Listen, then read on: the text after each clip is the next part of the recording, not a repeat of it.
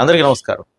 జనసేన అధినేత Pawan Kalyan 2029 election agenda ప్రకటించారేమో అనిపిస్తుంది. అసెంబ్లీలో జరిగినటువంటి సమావేశంలో అసెంబ్లీలో మాట్లాడుతూ 2029లో కూడా ముఖ్యమంత్రిగా చంద్రబాబు నాయుడు ఉండాలని ఆయన ప్రత్యక్షంగా డైరెక్ట్గా ఒక స్టేట్మెంట్ ఇచ్చేశారు. అంటే 10 ఏళ్ల పాటు ముఖ్యమంత్రిగా చంద్రబాబు నాయుడు గారే ఉండాలి అని పవన్ కళ్యాణ్ చాలా డైరెక్ట్గా చెప్పాడు. దానివల్ల రాష్ట్రానికి చాలా మేలు జరుగుతుంది, రాష్ట్రం సుభిక్షంగా ఉంటుంది, అభివృద్ధి పదంలో దూసుకుపోతుందని పవన్ కళ్యాణ్ అసెంబ్లీలో అందరి సాక్షిగా చెప్పారు. అంటే దీన్ని బట్టి చూస్తుంటే పవన్ కళ్యాణ్ ఒక 10 ఏళ్ల పాటు డిప్యూటీ సీఎంగా ఉండడానికి, తెలుగుదేశం పార్టీతో కలిసి ప్రయాణం చేయడానికి, వైసీపీని నామరూపాలు లేకుండా చేయడానికి ఒక వ్యూహం పన్నారని జనసేనలో ఉన్నటువంటి ప్రధానమైనటువంటి నాయకులు చెప్తూ ఉన్నారు. అయితే ఇది మాత్రం జనసేనలో ఉన్నటువంటి కార్యకర్తలకు, అంటే పవన్ కళ్యాణ్ ముఖ్యమంత్రిగా చూడాలనుకున్న చాలా మందికి ఈ స్టేట్మెంట్ మింగుడు పడట్లేదు.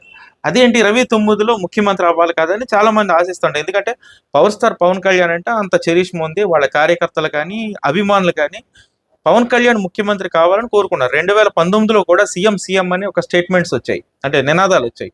అలాగే 2024 ముందు కూడా పవన్ కళ్యాణ్ ముఖ్యమంత్రి కావాలని చాలా మంది పవన్ కళ్యాణ్ అభిమానులు కోరుకున్నారు. కానీ ఎన్నికల వ్యూహంలో భాగంగా తెలుగుదేశం పార్టీకి మద్దతు ఇచ్చి వైసీపీని ఓడించి 21కి 21 స్థానాలు దక్కించుకుని డిప్యూటీ సీఎంగా పవన్ కళ్యాణ్ ఒక కొత్త రూపం డీసీఎం అని ఒక కొత్త రూపాన్ని సంతరింపజేసుకున్నారు.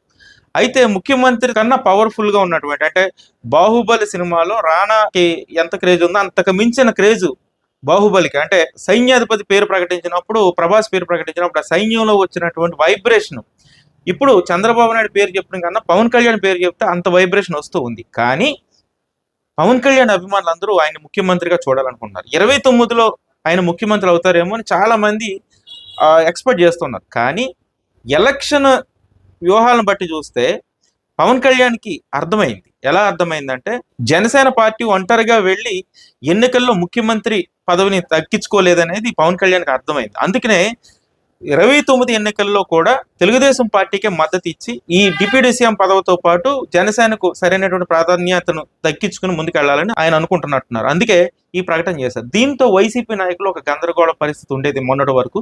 ఈ ఒక్క స్టేట్మెంట్తో వైసీపీ నాయకులు మళ్ళీ సైలెంట్ అయ్యారు. అంటే 29లో కూడా వైసీపీ ఓడిపోతుందనే సంకేతాన్ని పవన్ కళ్యాణ్ ఇచ్చారు. కానీ పవన్ కళ్యాణ్ ముఖ్యమంత్రి అవ్వాలనుకున్న వాళ్ళు మాత్రం ఈ స్టేట్మెంట్ అసలు నచ్చడం లేదు. పవన్ కళ్యాణ్ ఖచ్చితంగా ముఖ్యమంత్రి అవ్వాలనుకున్నారు. ఎనీవే ఎలాగైనా సరే పవన్ కళ్యాణ్ ముఖ్యమంత్రి అవ్వాలనుకున్న అభిమానులకు ఇది చేదు వార్తే. కానీ 2029లో ఏం జరుగుతుంది? ఇప్పుడు అసెంబ్లీలో ఇచ్చినటువంటి స్టేట్మెంట్కి పవన్ కళ్యాణ్ నిలబడి ఉంటారా? లేదు ఏదన్నా ఎన్నికల్లో వ్యూహాల్లో భాగంగా ఏదన్నా ఒక పొత్తు చెడి బయటకు వచ్చి పవన్ కళ్యాణ్ ఇండివిజువల్ గా జనసేనకు ఒక ప్రత్యేకతను, మరొక ప్రత్యేకతను సంతరింపజేస్తారనే దాన్ని మాత్రం అందరూ డిస్కస్ చేస్తున్నారు. కానీ ఈ స్టేట్మెంట్ తెలుగుదేశం పార్టీలో ఒక మంచి స్టేట్మెంట్ గా భావిస్తున్నప్పటికీ, రాజకీయ ఎత్తుగడలు తెలిసిన వాళ్ళు, వ్యూహరచన తెలిసిన వాళ్ళు ఇది మంచి స్టేట్మెంట్ అని చెప్తున్నప్పటికీ పవన్ కళ్యాణ్ అభిమానులకు మాత్రం ఇది చేదు వార్త. Thank you.